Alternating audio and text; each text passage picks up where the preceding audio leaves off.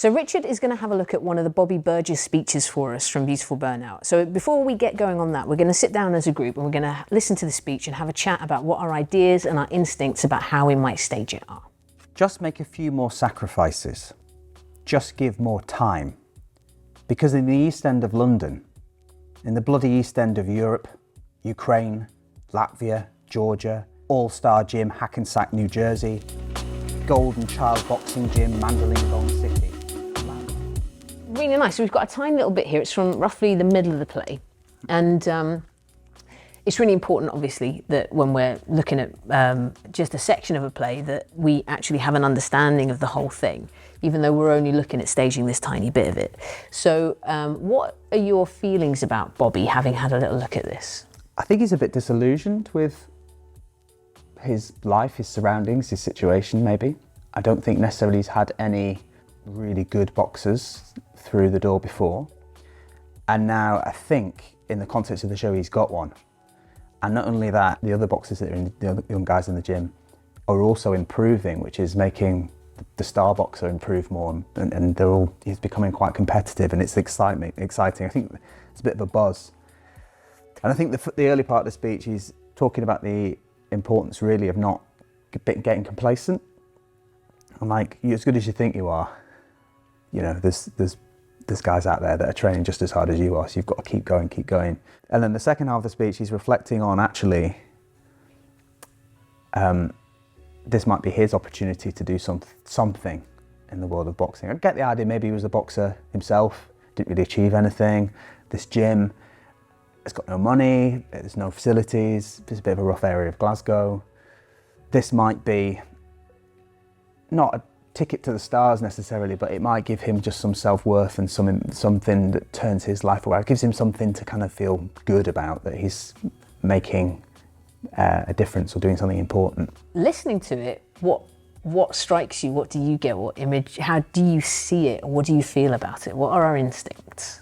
I guess like in the beginning for me, the kind of cadence of it, or at least the shortness of the sentences just in general, makes me think as if he's warming up or, you know, about to get ready for practice. That getting ready, that kind of like adrenaline already starting. The great thing about the boxing gym is there's loads of things around to interact with that you might take that excitement out on. You might have a little, you know, a little sequence or a little skipping ropes or whatever it is, just to get some of that energy out. Could be a way of controlling it. So already just from that, we've got some really nice ideas about how to move it. In my head, I see them, you know, I see those other boxers, those foreign boxers training really hard, sweating as well. And my head is a bit more like a sort of film situation where you might see glimpses of them, like, you know, in all these different cities in Beijing and everything. I just get this feeling that he's so engrossed in it, so obsessed, and that passion is really likable, I think, in his character. We want the audience to absolutely want Bobby to win at this point, want him to get that dream. It's almost like he's giving himself a pep talk and building himself up to that presentation of, you know, formerly a glass, what was it, glass half empty, yeah, kind of. It's like half empty. It's almost like he's arrived there, like, you know, when you've warmed yourself up and you've got the body going and you've got the blood pumping, and it just feels like it's got that energy. It's like he's bringing himself and his demons and his disappointments and his life with him to this point of, we've got to do this. That's great, because what that starts to tell us is that maybe we want to look for a physical task that helps get your heart rate up, get you breathing in that way that we do when we're really excited, and then find a way to get you as an actor to control it. So we put it in you, but we have you sort of fight against it. So we've got those two tensions going on. So Richard and I are going to have a little look at how we would stage this Bobby Burgess speech if it was just a monologue. Now, as part of our warm-up this morning, which you can see in the video on warm-ups with Sean, he went through one of our BB warm-ups, BB from Beautiful Burnout, which is just a warm-up that consists of lots of boxing language, lots of the physicality that you will see in a boxing gym. So we're going to use some of that language and put it into this speech to see what sparks. So how good a boxer do you think Bobby was before he became a coach? It makes me think about the sort of the truth that not every great athlete becomes a great coach, and not every good coach was a good athlete. We can either play it that he was a really good boxer and there's a frustration perhaps with him that these young lads can't take on as quickly the stuff that he found very natural to him. There's maybe a bit of that. Maybe he had an injury, or maybe he just didn't get his break, or maybe he's unfulfilled in his own career. Maybe it's more interesting to say that he was a boxer and he did have talent, and something happened, an injury, or he lost an important bout, or he just didn't get a break, or something happened, and so he's got that sense of being a little bit unfulfilled, because that frustration that he might have is probably useful. Whereas if he was just a pure coach, he might care less about the outcome of creating a really good boxer. That might be less important to him than actually just like changing these young boys' lives and just being a positive influence. Maybe it's a little bit more interesting to have a little edge in him that he needs this for him. Yeah. It's a bit more selfish. Well, so what we want to look at is a couple of things that will just help us key into how to tell the story that someone could on stage truthfully be a boxer. We don't need to see Bobby doing anything particularly technical, but we just need to get a sense that this is someone who's really grounded, really weighted, that we're not going to be able to get you off balance. Okay, so when you're ready, why don't we just have a little play around with putting some of these little boxing echoes. They only have to be shadows. They don't have to be anything that's sort of done full out. Let's put this with the speech and we'll have a quick chat after about what felt right and what felt wrong. So a little experiment to see what we discover. Just make a few more sacrifices. Just give more time. Because in the East End of London, in the East End of bloody Europe, Ukraine, Latvia, Georgia, All-Star Gym, Hackensack, New Jersey, Golden Child Boxing Gym, Mandalay City, lads are getting fitter, faster to fight you. Now, luckily, in the luxurious surroundings of a wee made-over scout hut in glamorous Glasgow, Bobby Burgess, formerly a cup half-empty man, starts believing in fairy tales. Starts believing and he lives happily ever after. It's really interesting to watch when it felt right to keep it small and to just keep it like moving, just those little echoes, and when in the speech it was that you really wanted to go full out with any of those punches. It's really nice to see. When did it feel like the physicality was potentially not right or getting in your way? It feels like there's a couple of sort of like ski jumps, crescendos in this speech. You've got to make more sacrifice, you've got to give more time because there's lads here, they're there training, they're going to fight you. And that's the end of the first one, I think. There's a little, and then it goes, luckily, now here we are in Glasgow here. And this feels like a slight change in tempo, it's like changing intention. It's introspective. It's about him. It's about me as a person, Bobby Burgess, starting to see a little bit of a light at the end of the tunnel. Who do you think Bobby's talking to at this point? It could be to the boys in the gym, very fourth wall, naturalistic, that he's telling them, you need to work harder because there's lads here. And then it could switch to the audience and be about, like, sort of break the fourth wall and talk to them and say, you know, luckily, me as a human being, I'm starting to dream, I dare to dream.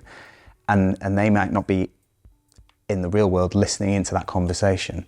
I think the best thing to do here is we could stand and talk about these ideas all day, but the best way to find out which one works is just to do them both. Mm-hmm. It's a really short speech. We could just jump in, do the two different versions and bank what we like from each one and what we don't like, and that'll help take us closer to something that feels right and truthful. Good. More. Yes. Just make some more sacrifices. Just give more time, eh? Because in the East End of London, in the bloody East End of Europe, Ukraine, Latvia, Georgia, All-Star Gym, Hackensack, New Jersey, Golden Child Boxing Gym, Mandalay City, lads are getting fitter and faster to fight you. Now, luckily, in the luxurious surroundings of a wee made-over scout hut in glamorous Glasgow, Bobby Burgess, formerly a cup half full man, starts to believe in fairy stories. I think it's really interesting looking at that as someone presenting it just as a monologue, so you don't have anyone else around you, but the way that you can see and the way that your physicality is interacting with those other people around, we really believe that they're there with you. And then all of a sudden, as soon as you turn and focus on the camera, it takes it from a very public scene right down to an intimate scene, and we get two completely different qualities from the same character. There might just be a cloud with a silver lining for him. Bobby's in the gym on his own. He's got a little moment with his own thoughts that he's going to communicate to the audience while something else is happening. And we haven't worked out what that's going to be. We've just put some props in the space as an offer, and we're going to see how Richard wants to interact with those as Bobby. Because in the East End of London, in the bloody East End of Europe, Ukraine, Latvia, Georgia, All-Star Gym, Hackensack, New Jersey, Golden Child Boxing Gym, Mandingalong City. Lads are getting fitter, faster, to fight you. Luckily, in the luxurious surroundings of a wee made-over scout hut in glamorous Glasgow.